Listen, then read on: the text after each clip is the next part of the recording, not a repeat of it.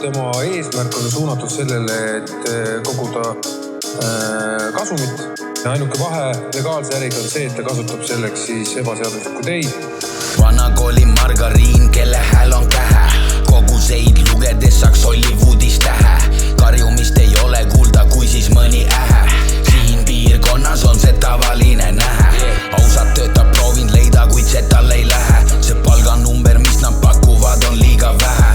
Tahes tahtmata narkoäri tuleb pähe. Lasnamäel Piritale sõidab läbi mähe. Kui eest ei lasta, siis see tuleb tagant teha toogi.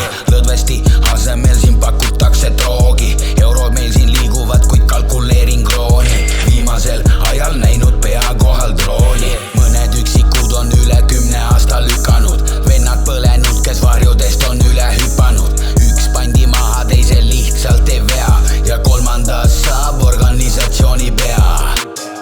Suhteliselt tõenäoliste ja täitsa tõesena võetavate faktina on ühe inimese nii-öelda alluvuses, liigub ringi, toimetab, käib, harjutab, teeb kõvasti trenni.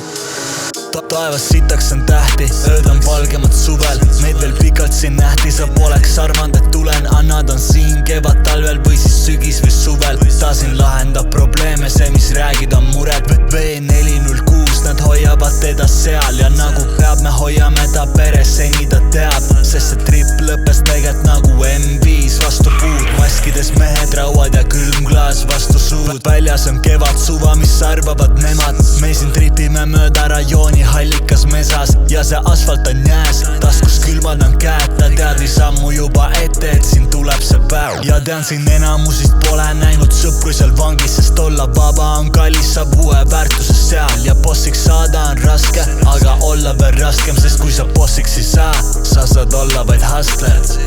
Sellel kaalutlusel, et ei tõestata ära, ei ole mõtet seda kisa tõsta. Sellepärast, et teist võimalust, seda sama inimest, sama asjaga süüdistada praktiliselt nullilähedane.